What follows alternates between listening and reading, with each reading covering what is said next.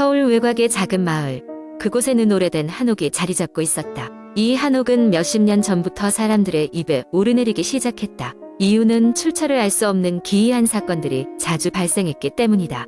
마을 주민들은 대낮에도 그 한옥 주변을 지나치기를 꺼려하곤 했다. 주인공인 나, 김재훈은 호기심 많은 대학생이었다. 나는 이런 이야기에 쉽게 흥미를 느끼곤 했다. 마을의 전설이나 귀신 이야기, 미제 사건에 대한 글을 읽는 것을 좋아했고, 이러한 이야기들이 진짜인지 직접 확인하고 싶었다. 어느 날 친구들과 함께 술을 마시며 이 한옥에 대해 이야기를 나누게 됐다. 야, 그 한옥 좀 맘에 걸리지 않아? 내 친구 민수는 흥미로워 보였다. 그래서 뭐 가볼까? 그래봤자 아무 일도 없을 거야. 나는 웃으며 대답했다. 우리는 술 기운에 용기가 생겨버렸다. 그러나 한편으로는 어떤 일이 벌어질지 알 수 없다는 생각에 두려움이 엄습해왔다. 예감은 좋지 않았지만 이미 한 번 말한 것을 철회할 수 없었다. 다음 날 밤 민수, 지훈, 현우와 나는 한옥을 향해 출발했다. 여름이었지만 밤은 유난히 서늘하게 느껴졌다. 한옥에 도착했을 때 모두 조용히 입구에서 잠깐 멈춰섰다. 길게 자라난 풀과 잡초, 그리고 오래된 나무문은 우리의 발길을 더디게 했다. 야, 그냥 돌아가자. 지훈이 불안한 목소리로 말했다. 하지만 우리는 이미 이곳까지 왔으니 궁금증을 해결하자는 일념 하나로 한옥 내부로 들어갔다. 내부는 먼지와 거미줄로 가득했다. 불쾌한 냄새와 함께 위압적인 분위기가 우리를 감쌌다. 천장은 높았지만 집안은 거의 암흑이었다. 손전등만이 유일한 빛이었다. 걷는데 갑자기 민수가 멈춰섰다. 무슨 소리 못 들었어? 그는 얼굴이 창백해져 있었다. 바로 그때 우리 모두 분명히 들었다. 발소리. 하지만 우리 4명 외에 누군가가 이곳에 있을 리가 없었다. 누구 있어요? 나는 큰 소리로 외쳤지만 돌아오는 대답은 없었다. 우리는 서로의 얼굴을 살피며 공포에 질렸다. 발소리가 점점 더 가까워졌고 우리는 더 이상 움직일 수 없었다. 갑자기 뭔가가 나를 밀쳐서 넘어지게 했다. 손전등이 떨어져 나가며 한옥 내부는 완전히 어두워졌다. 재훈아, 괜찮아? 친구들의 목소리가 들렸지만 나는 말할 수 없었다. 어떤 힘에 의해 내 몸이 움직이지 않았다. 그리고 그 힘이 점점 더 강하게 느껴졌다. 눈을 감고 기도를 하듯 입술을 움직이려는 순간 갑자기 한옥 내부는 이상하게 조용해졌다. 그 순간 나는 내 옆에 누군가가 있는 것을 느꼈다. 손이 내 팔을 잡았고 내가 소리 지르기도 전에 그 손은 차갑고 단단한 것이었다. 갑자기 한옥의 문이 크게 열리며 밝은 빛이 들어왔다. 마을 주민 중 한 사람이 여기서 뭐 하는 거야? 외치며 들어왔다. 그는 우리의 상황을 보고는 피곤한 얼굴로 한숨을 쉬며 당장 나가. 이곳은 위험하니까라고 외쳤다. 우리는 홍비백산하며 한옥을 빠져나왔다. 바깥 공기는 마치 꽁처럼 느껴질 만큼 상쾌하고 선명했다. 우리는 숨을 몰아쉬며 그곳에서 멀리 떨어지기 위해 뛰기 시작했다. 멈춰서서 한옥을 다시 바라봤을 때 나는 처음으로 무언가를 분명히 보았다. 창문 너머로 희미하게 서 있는 옛날 복장을 한 여인의 모습이었다. 그녀는 우리를 바라보고 있었고 나는 다시 한번 그 공포를 느꼈다. 그 후 우리는 다신 그 한옥을 찾지 않았다.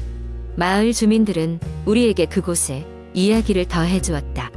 오래전 그 한옥에서는 어느 부잣집 딸이 결혼을 앞두고 갑작스럽게 죽임을 당했다고 했다. 그녀는 결혼을 원치 않았고 강제로 결혼시키려는 가족의 압박에 견디지 못해 스스로 목숨을 끊었다고 했다. 그 후로 그녀의 혼이 그곳을 떠돌며 자신의 억울한 죽음을 알리려고 했다고 한다.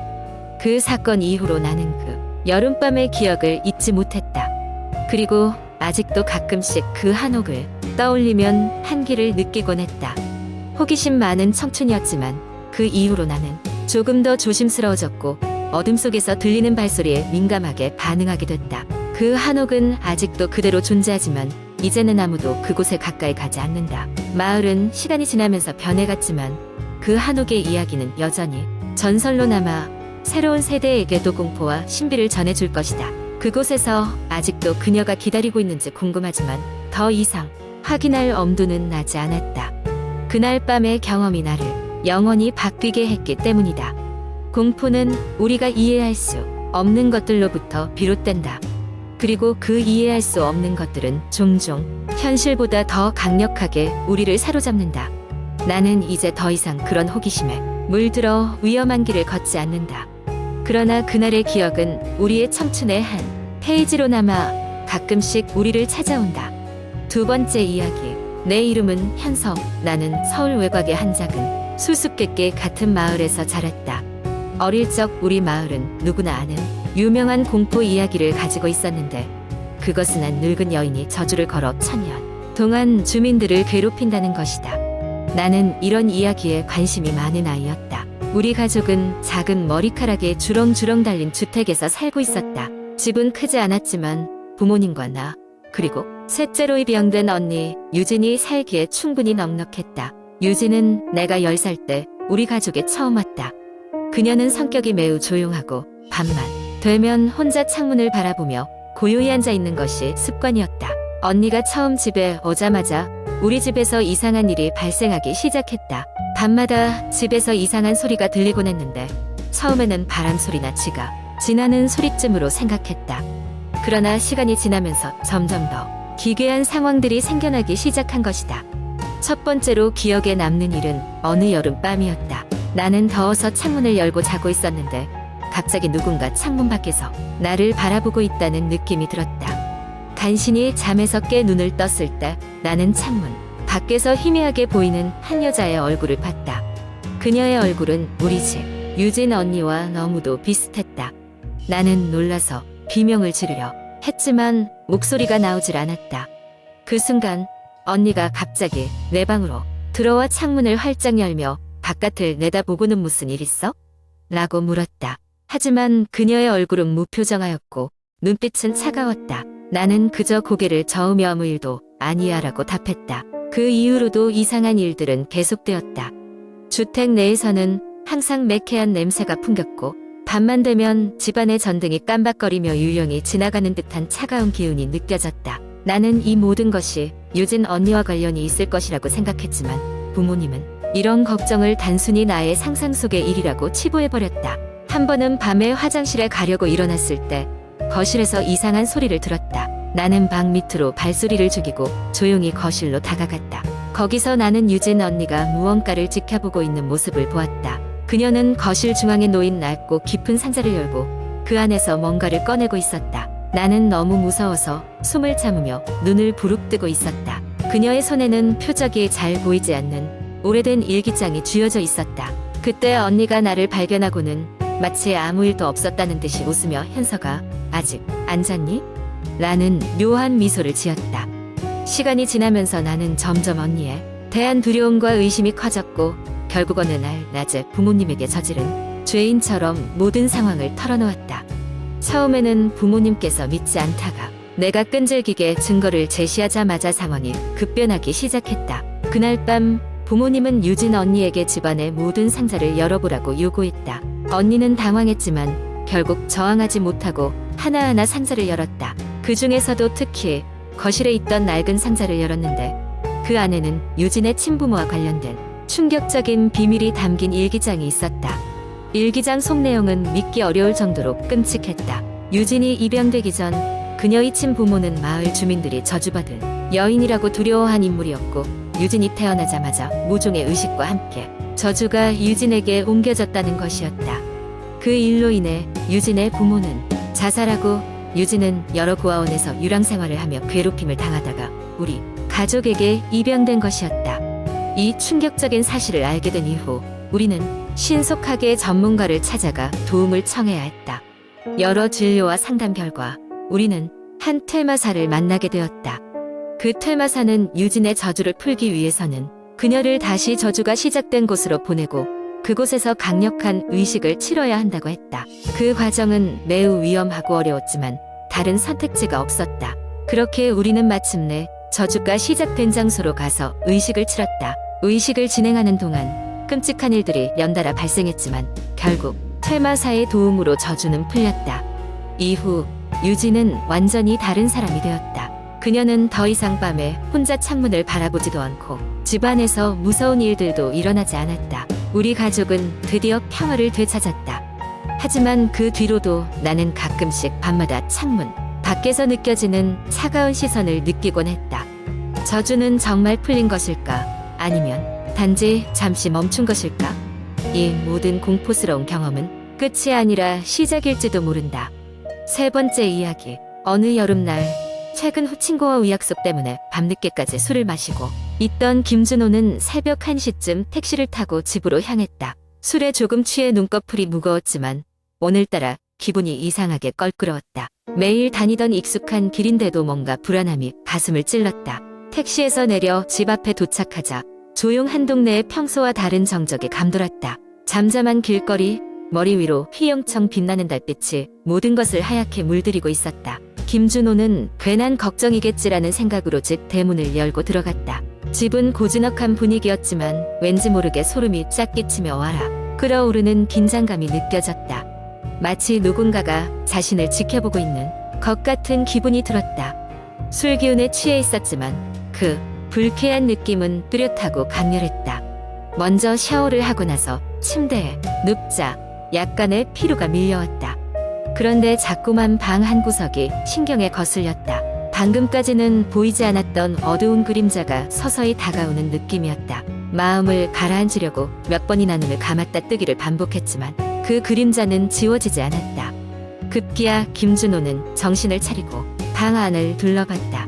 방 안에는 아무도 없는 듯 보였으나 창문 쪽에서 희미한 기척이 느껴졌다. 창문을 바라보니 한 여인의 그림자가 서 있었다. 책상 위에 있던 핸드폰을 쥐고 조심스럽게 창문 쪽으로 다가갔다. 부드럽게 창문을 열었으나 아무도 없었다. 그러나 그 순간 여인의 목소리가 귓가를 스쳤다. 도와줘. 도와줘줘.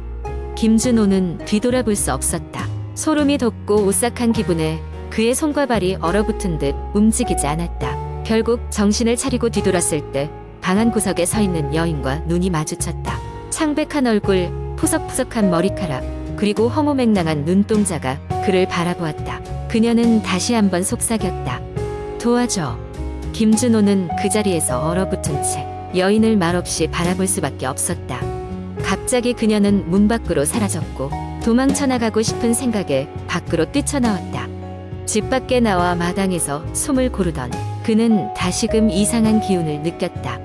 그저 평온했던 자신의 집이 이렇게까지 무서운 장소로 변할 줄은 상상치도 못했다.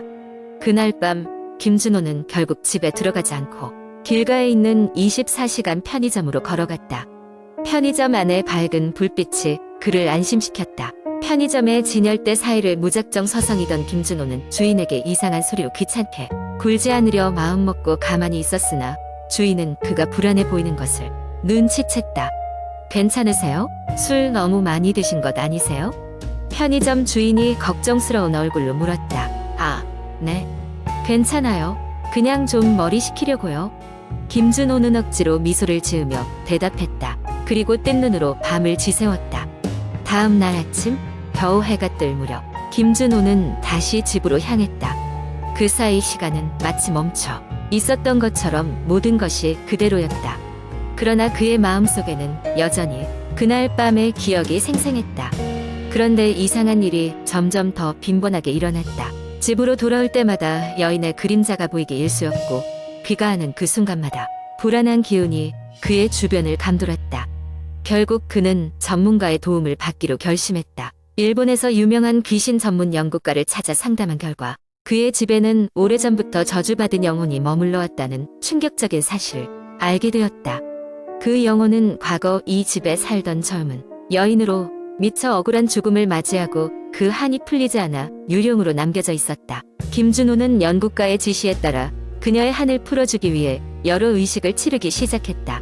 향을 피우고 정성스럽게 차린 밥상을 그녀의 영혼을 위로하기 위해 바쳤다. 그리고 그녀의 이야기를 들어주고 이해하려 노력했다. 그런 그의 진심 어린 행동들은 서서히 여인의 영혼을 달래주기 시작했다. 몇 주가 지나자 그녀의 모습은 더 이상 나타나지 않았다. 그리고 김준호는 집에 돌아오는 길에서 느끼던 불안을 더는 느끼지 않았다. 그의 마음속에서 비로소 잊혀질 수 없는 그 공포의 밤은 평온하게 흘러갔다. 그러나 그 공포의 밤은 언제나 그의 기억 속 깊이 새겨져 있었다. 다시는 경험하고 싶지 않은 그 밤, 하지만 자신이 용기 있게 맞서 해결했던 그 이야기는 김준호에게 중요한 교훈을 남겼다. 어떤 두려움도 맞서지 않으면 절대 사라지지 않는다는 것. 그렇게 그녀의 영혼도 준호와 함께 평화로운 안식을 찾을 수 있었다.